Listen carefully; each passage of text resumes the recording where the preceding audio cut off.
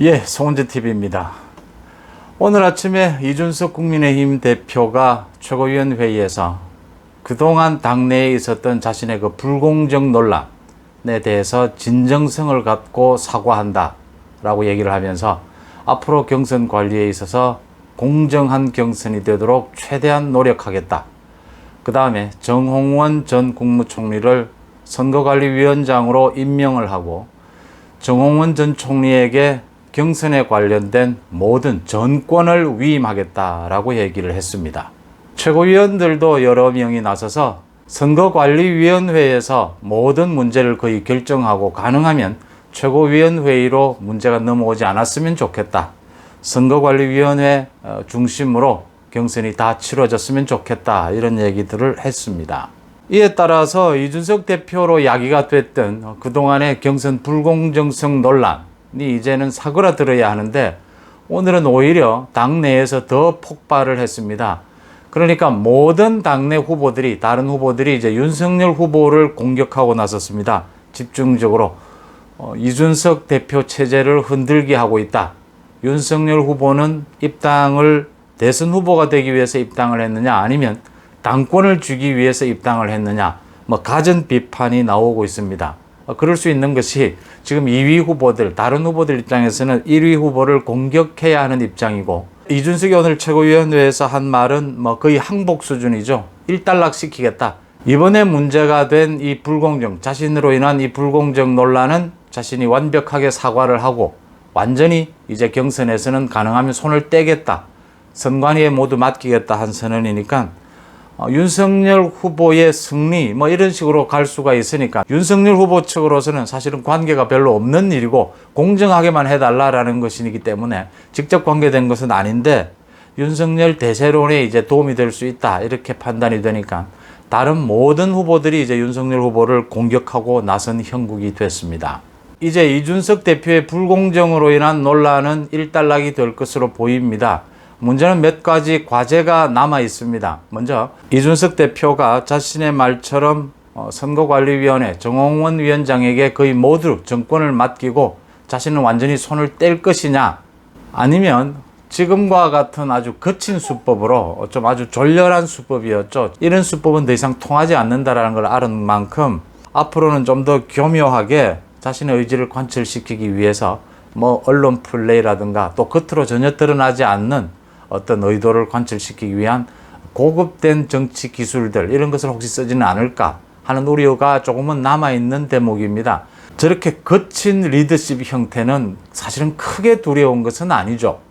이렇게 위험이 앞에 보이는 상황에서는 이게 크게 위험한 것은 아니다라는 얘기죠.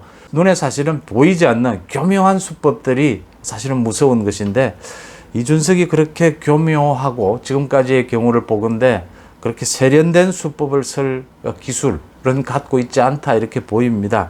앞으로도 언론 플레이나 또는 자신은 나서지 않고 다른 캠프를 동원한다든지 하는 형태로 어떤 형태든지 경선에 개입할 수 있는 우려는 남아있지만 이준석의 그동안의 정치 수준으로 보건대 겉으로 드러나지 않을 수 없을 것이다. 겉으로 드러나면 경선 국면에서는 선거관리위원장이 그냥 있지를 않습니다. 그 다음 최고위원회의에서 그냥 있지를 않습니다.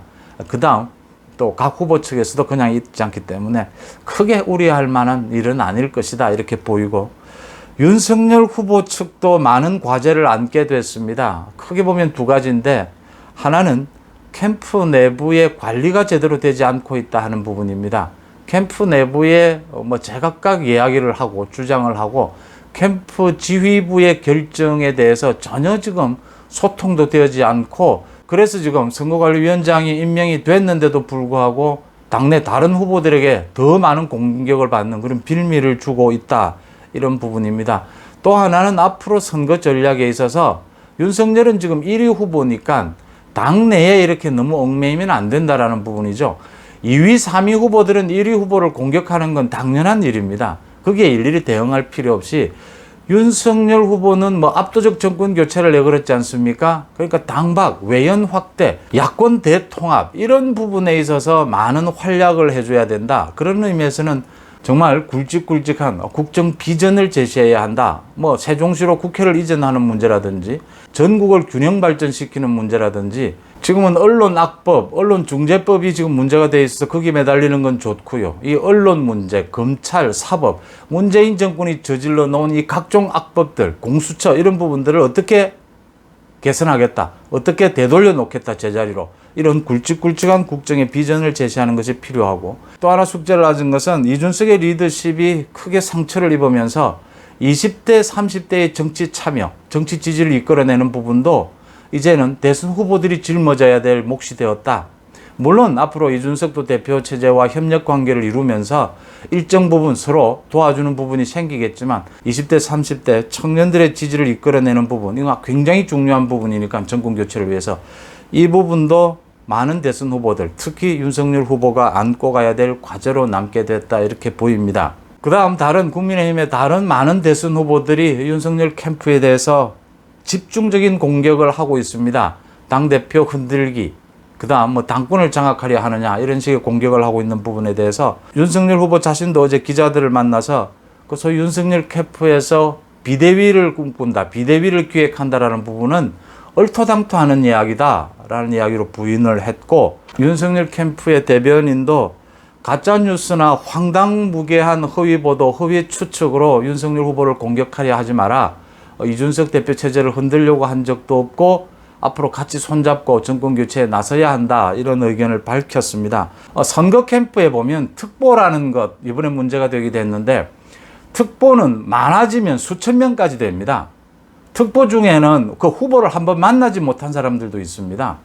후보 진영 핵심에서 결정되는 어떤 방향 이런 거에 대해서 특보나 다른 모든 사람들을 모르는 게 대부분입니다. 특보라고 하지만 그냥 지지자다 이렇게 정도로 볼 수도 있는 대목이고요. 윤석열 후보 자신도 이야기했지만 윤석열 캠프에서 비대위 이야기가 지금 구체적으로 나온 건 확인이 되지 않습니다. 그 일요신문 언론 보도도 제가 그 당시에 유튜브에서도 말씀을 드렸지만 윤석열 후보의 최측근이라고 하는데 지금 최측근은 손에 꼽히는 몇 명인데 그런 사람들이 비대위 이야기를 할 이유가 없습니다. 비대위는 지금 뭐 유튜브를 통해서 언론 뭐 기자들 사이에서 이미 오래전부터 이야기가 나오고 있는 대목이어서 윤석열 후보 측에 이 책임을 묻는 것은 좀 과하다 이렇게 보이고요. 그래서 지금 많이 엇박자가 나고 있는 부분이다 이렇게 본다면 윤석열 후보 측이 사과를 할 이유는 없어 보이지만 모두 협력해서 이제 정권 교체에 나서자, 분위기를 쇄신하자 이런 메시지를 낼 필요는 있지 않느냐 이렇게 보입니다.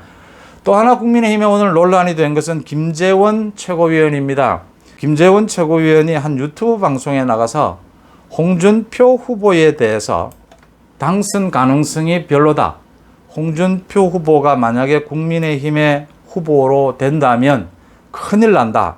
이렇게 이야기해서 홍준표 후보 측에서 당장 정계를 떠나라. 이렇게 반발을 하자 김재원 최고위원은 자신의 실수였다라고 하고 그 유튜브 방송을 그 부분을 삭제해달라고 요청을 하고 그러니까 유튜브 방송이 시작되기 전에 잡담을 나누는 시간에 이야기를 한 부분이 방송에 됐다. 지금 이게 김재원 최고위원의 변명입니다. 오늘 최고위원 회의에서도 사과를 했는데 홍준표 후보 측에 큰 빌미를 줬고 당장 홍준표 본인에게 직접 사과를 해야 되는 문제가 아닌가 이렇게 보입니다. 이건 뭐 김재원 최고위원이 뭐라고 해도 변명할 수 없는 김재원 최고위원의 실수고 잘못입니다. 이 유튜브 방송을 보면 그 같이 방송을 하는 정봉주 전 의원이 사실은 이런 대답을 유도를 해요. 보면 홍준표 후보와 김재원 최고위원이 손잡으면 폭발력이 대단할 것 같다. 자기가 보기에는 홍준표 후보가 국민의힘의 후보가 될 것 같은데 둘이 손잡을 일 없느냐 이런 식으로 답변을 유도합니다. 거기에 이제 김재원 최고위원이 답변을 하는 와중에 방송이 안 되는 줄 알고 홍준표 후보가 되면 큰일 난다. 홍준표의 당선 가능성은 거의 없다. 이런 식으로 얘기를 해서 빌미를 주게 된 겁니다. 이것은 사과하는 것이 맞고요. 홍준표 후보에 대해서 지금 많은 얘기가 나오는 것은 그 역선택 부분입니다.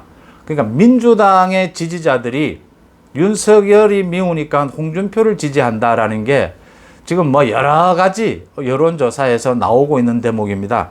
충분히 그럴 수 있는 대목이고 최재형 후보 측에서 가장 많이 이 문제를 거론하면서 공격을 하고 있는데 홍준표와 유승민 후보에게 민주당 지지자들의 역선택이 가고 있는 것은 분명합니다. 그게 폭이 어느 정도가 되느냐는 뭐 다 다를 수 있습니다. 근데 있다라고 하는 사실은, 역선택이 있다라고 하는 사실은 분명하고, 이제 이번 국민의힘의 경선 룰에서 이 역선택을 어떻게 할 것이냐. 현재 지금 만들어져 있는 준비위원회에서 만들어 놓은 룰에는 역선택이 없습니다. 이 역선택 부분은 언제나 경선 룰을 정할 때마다 논란이 되어 왔습니다. 역선택을 넣을 것이냐 말 것이냐. 역선택을 넣어서 장단점이 있고 넣지 않아서 장단점이 있습니다. 다들 잘 아시다시피 민주당 지지자들을 빼는 것이 명료하죠. 그렇지만 역선택을 넣게 되면 확장성 부분에 있어서 스스로를 가두는 그런 결과를 초래하게 된다. 그래서 최근 들어와서는 역선택을 잘 안 넣는 이런 경향이 있는데, 민주당은 넣고 있고 또 지난 전당대회에서는 역선택 방지 조항을 넣었었죠. 근데 이번에 넣느냐 넣지 않느냐 논란이 있을 수 있는데, 또 이게 당원과 국민 여론조사 비율에 따라서 역선택을 넣을 필요성도 있고 뺄 필요성도 있는 겁니다. 그러니까 당원 비율이 높아지면 굳이 역선택을 넣지 않아도 되는 이런 가변적인 내용이긴 합니다. 그런데 지금은 워낙 대선 국면에서 진영이 너무나 나뉘어 있고 확실하게 분리되어 있고 그 규모는 정확하지 않지만 분명히 있다라고 하는 사실은 지난 몇 개월의 여론조사에서 모두 드러나고 있습니다. 그래서 지금 국민의힘의 후보가 1차, 2차, 3차에 걸쳐서 경선이 이루어지게 되고 모두 그 룰이 조금씩 다릅니다. 1차는 100% 국민, 2차는 국민과 당원이 7대3, 3차 최종은 국민과 당원이 5대5 비율입니다. 이 비율에 따라서 이 역선택 부분을 포함시키는 것이 적정하지 않겠느냐. 그게 훨씬 설득력이 있지 않겠느냐 이렇게 보입니다. 이게 장단점이 있는 부분이어서 논란이 깊어질 수 있는 부분이고, 또 정홍원 선관위 체제가 들었으면 가장 먼저 논란이 될 부분이 이 역선택 부분입니다. 이 부분에 대한 논란도 좀 준비를 해서 말끔하게 정리하고 넘어가는 것이 맞지 않겠느냐 이렇게 보입니다. 고맙습니다.